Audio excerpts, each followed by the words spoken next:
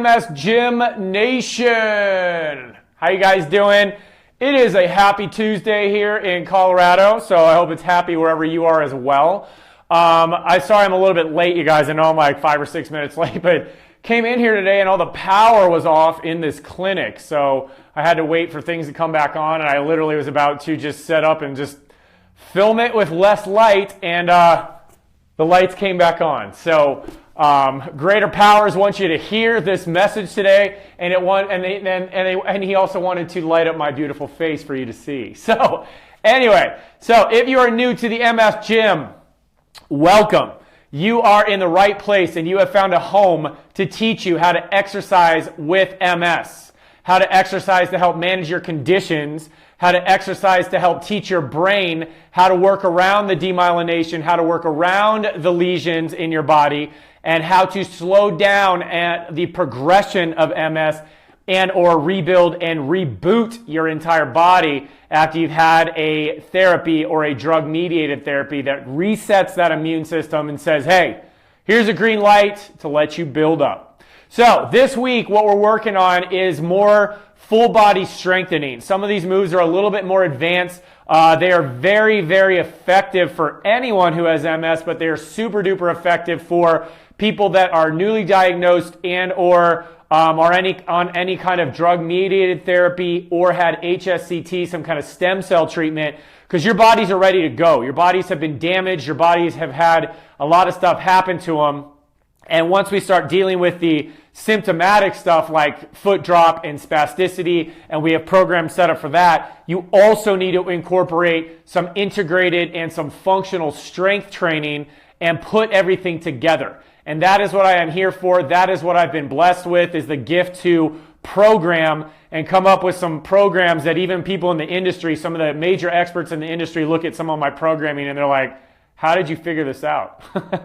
And so you guys get the benefit of that. That's what I do. That's what I've been given. That's what I've been blessed with. That is what I was chosen for back when I was 18, is that God said, go do this. This is what I want you to be. And here I am. So I'm with you. So anyway, what we're going to be doing today is yesterday we worked a lot on the deep core. Today we're working on leg activation, specifically glute and hamstring activation, because tomorrow we're going to work on upper body. Thursday and Friday, we're getting after it. It's a lot of lower body and balance stuff all smushed in together. So over these 5 days this week, you're actually getting 10 exercises that we're going to put into a circuit on Saturday. So we got a lot to do.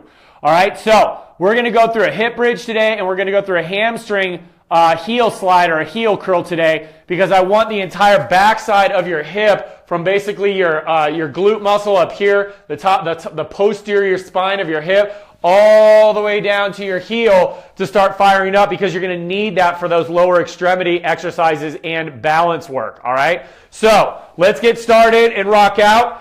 All right, so hopefully you've done some deep breathing. Hopefully you've done some diaphragm release and all that, so that you can actually use your core better, all right? So we're going to start with the hip bridge. Now on both of these exercises, I want you to think about the entire time pulling that belly button down and then pulling that pelvic floor up and keeping your pelvis tipped back. I don't want to see how if I have this arch on my back right here, you need to push that down into the floor, tip your pelvis back this direction so you feel your deep core kick in, and your pelvic floor pulled up. I also want you to think about having a really long neck and making sure your shoulder blades are nice and relaxed. All right? So the first exercise we're going to do is a hip bridge. We covered this a number of weeks back, but a lot of people hadn't joined yet, so now we're going to go through it again. So what I'm going to do, if you have a ball like this, great, like a kid's beach ball, a rolled up towel, you can take a beach towel or a bath towel, roll it up, fold it up, all that kind of stuff, and you can do this. If you don't have one on hand right now,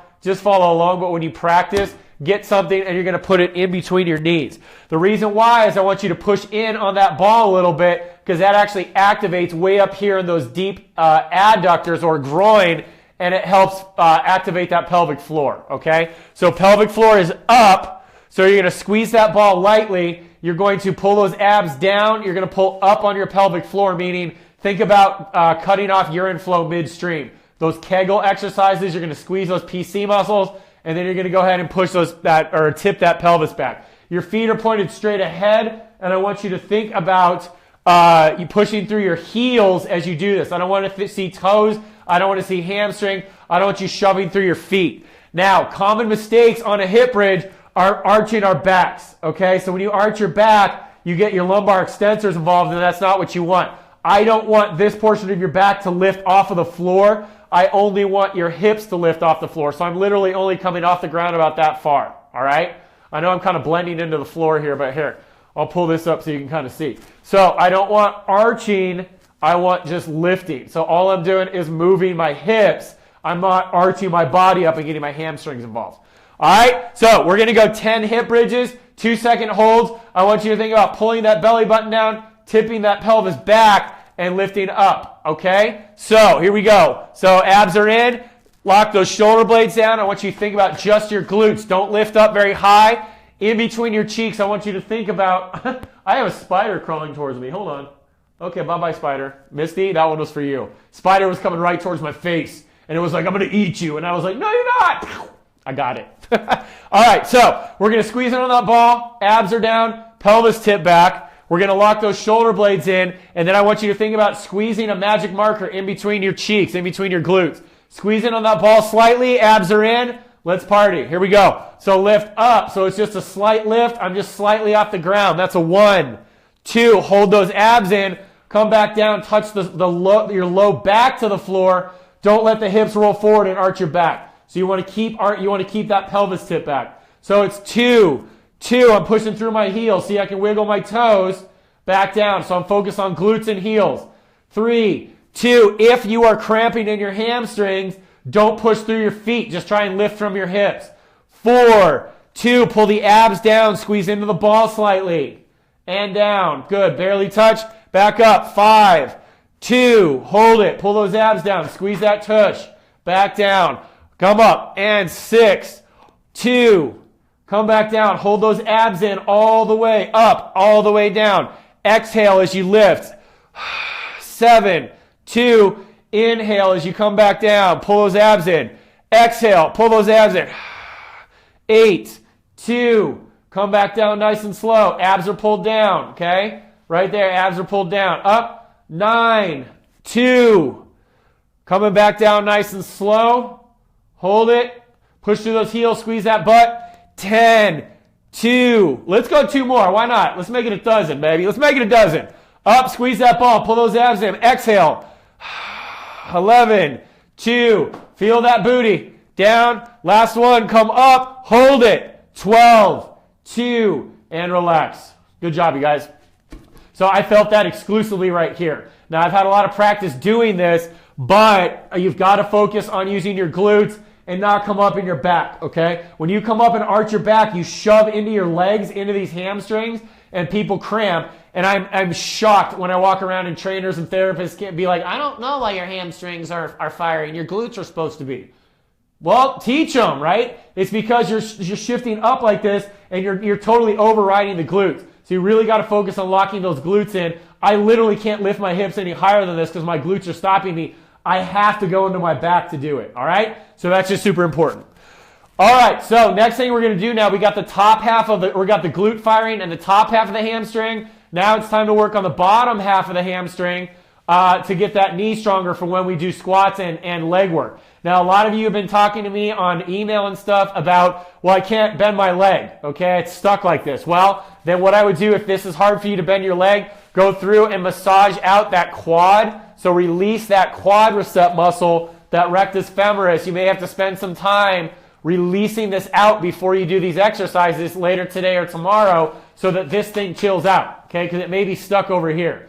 Because what we're going to do here is we're going to sit in our bent position. Our abs are going to be drawn down. Our pelvis is going to be tipped back. What we're going to do is we're going to lift this was my left leg, so we're going to lift our left toe as much as we can. We're going to slightly push it out. This leg is being held in, so it holds our pelvis back. And then what I want you to do is pull your foot back in. Let me scoot back a little bit. So I want you to lightly push that foot out using that quad. Abs are in. Do not let your back arch. Then you're using that hamstring, and you're pulling that heel in. That's 2. Step it back out. Hold that belly button in. Pull with the heel. That's 3. If you can find a tile floor and you can put a towel underneath your heel, that's 4. then you slide a lot easier. But on carpet, you got a little bit more friction.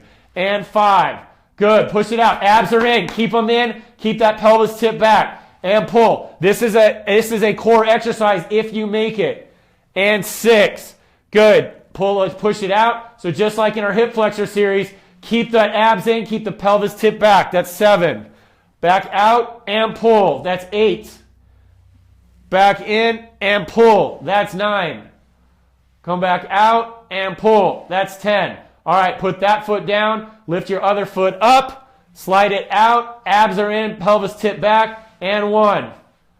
Back down. Hold. And 2.